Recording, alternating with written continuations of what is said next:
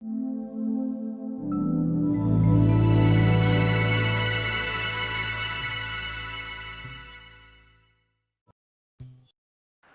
this chapter on Indian Constitution, the historical underpinnings and the evolution, yet another topic is related to the source of the Indian Constitution. From where how do we manage to have such a big, great Constitution?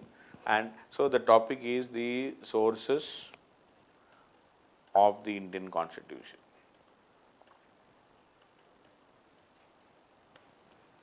From where we got these ideas. We cannot see, we worked the Constitution, the makers, they studied the constitutions of all democratic constitutions at that time. We took inspiration from all of them, we took ideas from all of them, and we assembled it such a way that it can work for India. So that is how we have done. So let us talk about the sources from where we have got these ideas. And when you talk about the source of the Indian Constitution, the most profound influence, maximum influence, was from the Government of India Act 1935. Government of India Act 1935. The maximum influence is from Government of India Act 9. Almost 60% of the Indian Constitution were taken from especially the federal scheme, the office of the governor, the power of the federal judiciary, emergency powers, etc., were all drawn from this act. So 1935, Government of India Act played a very crucial role, and almost 60% of the Indian Constitution is derived from them. The second most important role is played from the British system.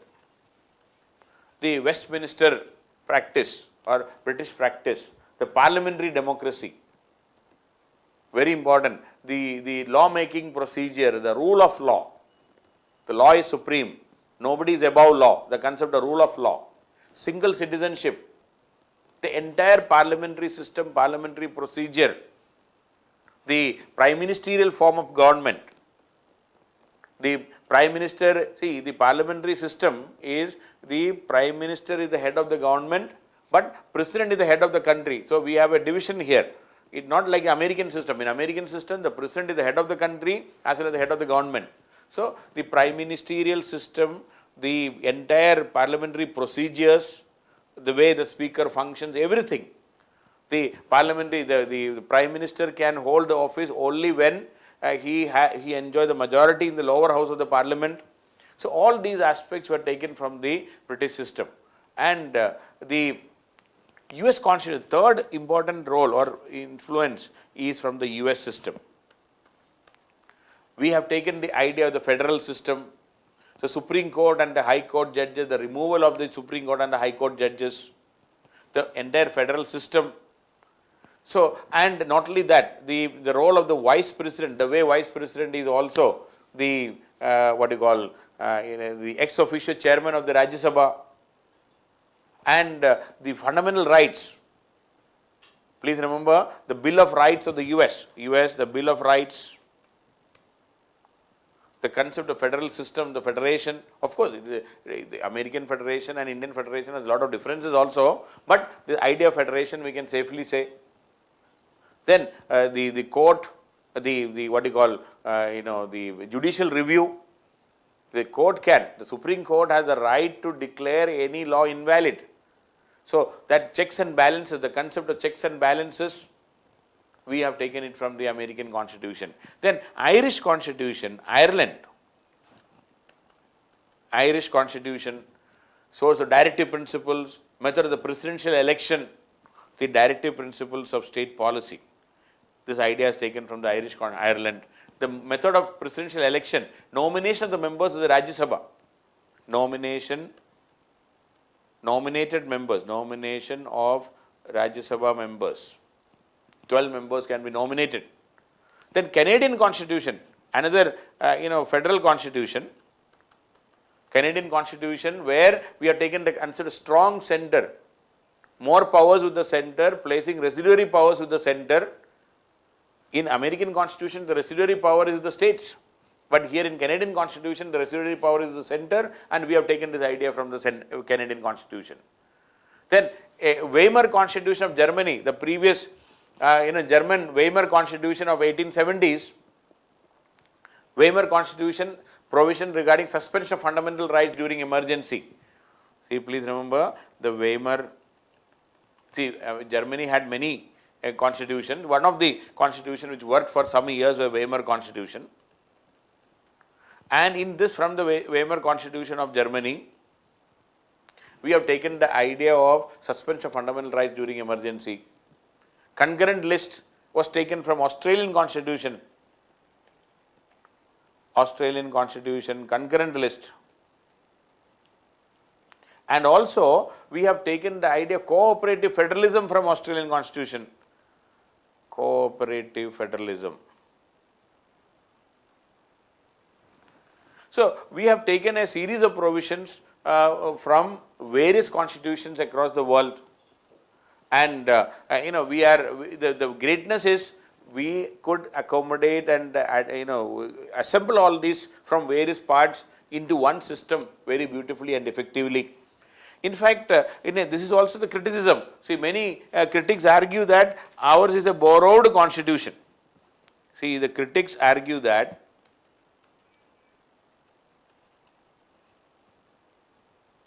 ours is a borrowed constitution. So, most of the provisions are borrowed from here and there. Yes, it is true, it is a borrowed constitution, but we have borrowed it beautifully. And so, the statement that Indian constitution is a bag of borrowed provisions is by and large true, but it is also true. But it is also true that we borrowed. It's also a fact that while borrowing, the framers modified those provisions. While borrowing, the framers modified those provisions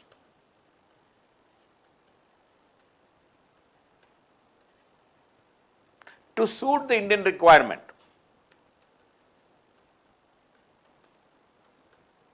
To suit the Indian requirement. So, we have not just borrowed, we have modified those provisions to suit the Indian requirement. And not only that, if you look at the whole thing, some of the provisions of Article 368, according to experts, some of the provisions of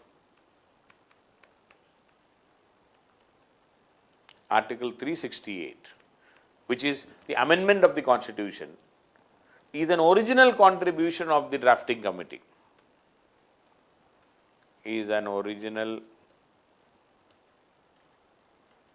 contribution of the drafting committee.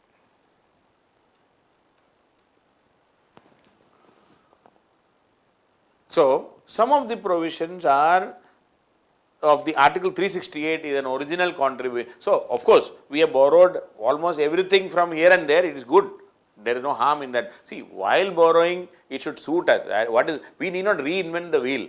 That is the philosophy of Indian constitution makers. Why should we reinvent the wheel? Good practices from across the world should be taken such a way that it should suit our requirement. That's all. So, we have done a great job. The Ambedkar, the drafting committee, and Nehru played a very crucial role in this. These ideas were beautifully blended to suit the Indian requirement.